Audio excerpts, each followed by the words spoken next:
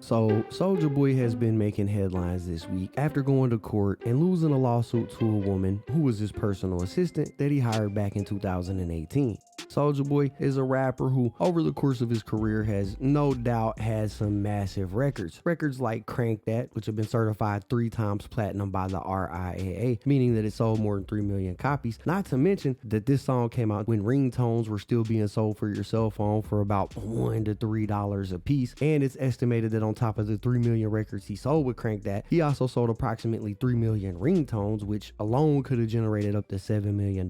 Not only that, but he did have other hits when he first came out. Songs like Kiss Me Through the Phone, Pretty Boy Swag, and a few others. It's safe to say that he made a small fortune during this period of his career. Even after you take out whatever percentage the record label took and taxes, it's safe to say that Soulja Boy was sitting around with millions of dollars in his bank accounts. But after this verdict that was just handed down in court, it looks like Soulja Boy could be facing some more serious financial problems. That's because his old assistant that he hired back in 2018 would eventually formally accuse Soulja Boy of physical, sexual, and emotional abuse in a lawsuit that she filed in 2021, resulting in a jury awarding her $4 million in compensatory damages and another $250,000 in punitive damages, making a total of $4,250,000 that Soulja Boy will now have to cough over unless he wants his wages garnished and his assets seized and being sold off. The story goes like this. Soulja Boy hired this 20-year-old woman who hasn't been identified by anything other than Jane Doe as his personal assistant in 2018, promising to pay her $500 a week for her work. The woman moves into Soulja Boy's home as part of her job. A romantic relationship develops by January of 2019, and shortly thereafter, the assistant says Soulja Boy's behavior turned abusive. According to the assistant's lawsuit, Soulja Boy embarked on a nearly 2-year pattern of physical, sexual, and emotional abuse. In early 2019, he allegedly pushed her out of a car during an argument and forced her to walk 5 miles back to the house. The first sexual assault occurred in February of 2019. Afterwards, Soulja Boy quote-unquote expressed remorse and paid her $1,000 to try to make up for it. The woman claims that Soulja became violently jealous, spitting on her when she tried to quit, and frequently punching, kicking, and body slamming her over social media interactions that she was having with her followers. Basically, if a dude would leave a comment on one of her posts, he would freak out. On at least one occasion, he allegedly locked her in a room without a bed, no food, no water for 3 days as a form of punishment. During this 3-day period, she would also allege that Soulja Boy would repeatedly R-word her, and in one message that was sent from Soulja Boy to this woman, he told her, "I should have killed you." This all culminated in a brutal attack in August of 2020 in which Soulja Boy beat and again R-worded the woman to the point that she said she feared for her life. Following this incident, she left his house and cut off the relationship. 1 month later, she went back to his house to pick up her belongings, and while she was there, she said Soulja Boy again physically attacked and R-worded her. The assistant said that the abuse was so constant that she didn't even feel human anymore. She said, "I felt like an animal," and this led to her filing her lawsuit in 2021. In her complaint, she accused Soulja Boy of an array of offenses: sexual battery, assault, gender violence, intentional infliction of emotional distress, creating a hostile work environment, and false imprisonment. She also claimed that Soulja Boy failed to pay her the promised wages for the work that she did as an assistant, effectively accusing him of several labor violations. The suit was seeking a significant amount of monetary damages for the trauma and injuries that she suffered, and she requested a jury trial. Now, Soulja Boy publicly denied the allegations, and in a statement given to TMZ, a representative for Soulja Boy called the woman's claims nonsense, insisting that Soulja would never put his hands on a female. Soulja Boy himself told the press that he vehemently and unequivocally denied the allegations and said that he had contacted his legal team to refute what he was describing as lies. Soulja Boy's legal team also responded to this in court, formally denying all wrongdoing, and over the next few years, the case moved through the pretrial process like evidence gathering, depositions, pretrial motions, and the proceedings faced a few delays, in part due to backlogs in the court system. So the trial didn't immediately begin in 2021. It wouldn't start until 2025. During this period, reports emerged of graphic evidence that was going to be used at trial, like pictures of this woman's injuries and lengthy text message threads between Soulja Boy and her. One message where Soulja Boy told her, "If you B word, I hope you die slow." All right. Throughout this time, Soulja Boy didn't make any further public comments about the case, but he did have a separate legal issue arise in mid 2021 when he was ordered to pay a hefty judgment to another woman stemming from a past incident. In this case, a Los Angeles jury found Soulja Boy liable for assaulting his ex-girlfriend, Kayla Myers, during a 2019 house party. In this unrelated case, there were allegations that Soulja Boy pistol whipped Myers and held her at gunpoint, and by the end of this trial, a jury awarded her approximately $472,000. This separate verdict demonstrated a pattern of allegations against Soulja Boy, and eventually his ex would have to seek out new court orders to seize Soulja Boy's assets because he failed to pay her when it was all said and done. It wasn't a good look and didn't help his situation in his other court battle with his assistant. In late 2024, the Jane Doe lawsuit is finally scheduled for trial, and after several years of pre-trial wrangling, the stage was set for a courtroom battle in 2025 where a jury was set to hear all of the disturbing allegations and decide whether Soulja Boy was going to be held accountable. By March of 2025, the woman was taking a stand to testify, and when she got on the stand, she described for the jury everything that we discussed earlier, like being locked in a room, being R-worded, being punched and kicked, body slammed. They also showed the jury the messages between Soulja and her where he pretty much said that he should have killed her and he wished she would die. When it was Soulja Boy's time to defend himself, he decided to testify in his own defense, directly addressing the jury, and that's something that I'm sure his legal team highly advised him against doing. It's something that we don't see people do a lot of the times in these type of cases because they don't have to testify on their own behalf. Anyways, when Soulja Boy got up there, he portrayed a very different version of events. He claimed that the woman was never actually his employee. Instead, he characterized her as somebody who hung around his house and helped roll his blunts, and he said that she was free to come and go as she pleased. He insisted they had a consensual relationship and that he never physically harmed her. He questioned her credibility, argued that her story changed over time, and said that she had multiple opportunities to leave if she truly felt endangered. During the closing arguments, Soulja Boy's attorneys emphasized that the woman stayed with Soulja Boy by choice and had received quote-unquote room and board plus gifts and other things rather than a salary, which they argued was an industry standard agreement for informal assistance in the music world. And basically this was them trying to escape the labor violations she alleged from him not paying her the $500 a week. During the woman's closing argument, her lawyers asserted that Soulja Boy had to be held accountable, and they asked the jury to award her $73.6 million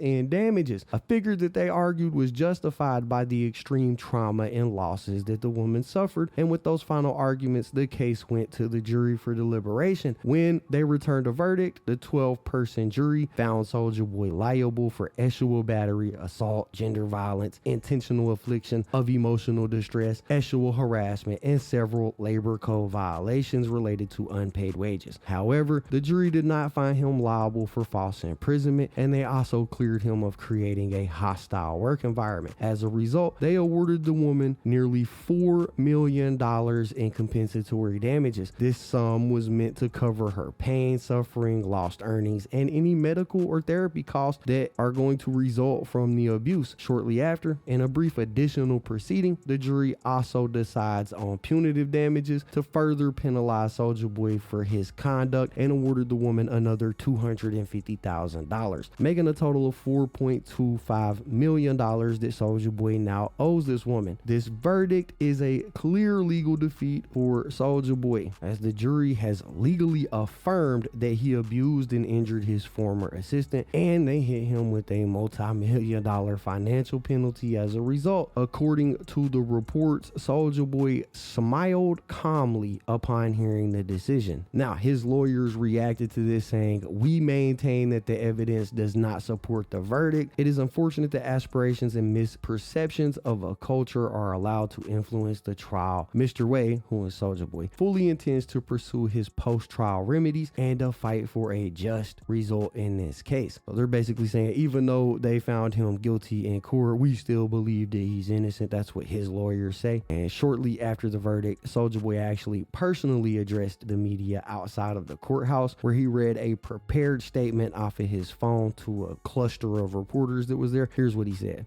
About the verdict. Today, I stand before you deeply disappointed in the verdict delivered in my case. I firmly believe that the decision made in court was not based on facts or substantial evidence, but rather on factors that were outside of my control. The truth was overshadowed by the involvement of individuals such as the jury who were not present during the events in question. And I feel that the system allowed external influences to shape the outcome.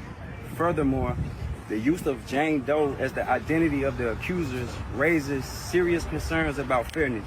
Keeping these individuals anonymous while I'm forced to face public scrutiny creates an unequal playing field. I believe this entire process has been tainted by a system that is not designed to protect the rights of the accused. I want to make it clear that I'm innocent. This case was never about justice. It was about money and personal gain. And I will not let that stand. I am committed to filing an appeal and fighting for the truth to be revealed. I will continue to stand by my decision and believe that I did not commit the crimes I'm accused of. Thank you to everyone who has supported me during this time. I promise that I will fight until the end to clear my name and expose the truth. Thank you. I'm so sorry. Would you mind repeating the first 3 sentences? I apologize. Today, I stand before you deeply disappointed in the verdict delivered in my case. I firmly believe that the decision made in court was not based on facts or substantial evidence, but rather on factors that were outside of my control. The truth was overshadowed by the involvement of individuals such as the jury who were not present during the events in question. And I feel like the system allowed external influence to shape the outcome. I'm good. Thank you. Thank you. Not only did he address the media in those clips, he also did what he normally does in these types of situations and went on a rant on live about how the trial was unfair. I'm the sexiest nigga in the world. I'm that nigga that made Pretty Boy swag. Come on, man. If y'all don't see they out here trying to attack all our black rich, man, I don't know what to tell y'all, you know what I'm saying? They out here trying to take down all the rich black. They mad because I own my own shit. I ain't signing no. You know what I'm saying? They try to take it down. How this got all this money? How he got all these stores? How he got all this? So they gonna try to lie on him, make up shit on him. Because I'm the first rapper to do this. They did the same shit with Jay-Z. They did the same shit with P. Diddy. They did the same shit with everybody. All my fans know what type of person I'm in. All my fans know how I get in. I never do nothing like that. On God. Them folks scam me up in that courtroom. All them folks in there was old as hell, 60-year-old, 70-year-old white people. Where the young people at on the jury? Where the black people at? I had one black person on the jury. Them folks can't wait to fry my ass in that. The line, bro. I'm Gucci, bro. If Kendrick Lamar can stand at the Super Bowl and call Drake up and he's still living, I'm good. You feel what I'm saying? Like, I'm good. Like, my mama, if I actually outside of the bitch, why ain't in jail then? The f you mean? Why you going to ask for some money? Go tell the police to come lock me up. If I touched your ass, lying ass, ain't nobody touched your funky ass. On my mama, y'all can't see what these folks trying to do then. Y'all want to believe what these folks saying? Y'all want to promote this? Come on, come lock me up. Where the charges at? Can't charge, can't lock a nut up, can't take it to jail, but wanna go in and ask for some money. Who the f want money for being assaulted? They'll never stop me. They did it to Michael Jackson. They did it to P. Diddy. They did it to R. Kelly. They did it to Bill Cosby. They did it to all the black men. They did it to everybody. God. With that, Soulja Boy now has to file an appeal to try to overturn the jury's verdict. And if he's unsuccessful, he'll still be on the hook for the $4.25 million that he now owes this woman. And $4.2 million is a lot of damn money. He could choose not to pay, but just as the last woman who accused Soulja Boy of these things did, this woman will be able to file injunctions that could force Soulja Boy to sell his assets to satisfy the debt, like his cars, houses, jewelry. She could confiscate money that he has in his bank accounts and even garnish his future wages if he decides he don't want to pay. Honestly, it's been a long time since Soulja Boy had a hit record under his belt, and while I don't know the ins and outs of his personal finances, something like this could certainly force him into bankruptcy due to the substantial amount that he now owes this woman. Soulja Boy has already claimed financial strain in other cases, citing tax liens and a lack of recent touring income, but the court can compel payment regardless of his excuses. Then there's the impact that this can have on his career and his reputation. Not only can this impact whatever money he does still have left, it can undoubtedly jeopardize his future potential to earn money, as people may not want to be associated with this type of activity. Either way, it's not a good look for Soulja Boy, and we'll have to wait and see where it goes in the future. Does he just pay and hope it goes away? Does he appeal and win? Does he appeal and lose? Or is his financial future sealed with this guilty verdict? Only time will tell, but for now, that's the story, that's the video. Y'all gotta let me know what y'all think about it in the comments down below. As always, it's been fun rocking with y'all, man. I'm out.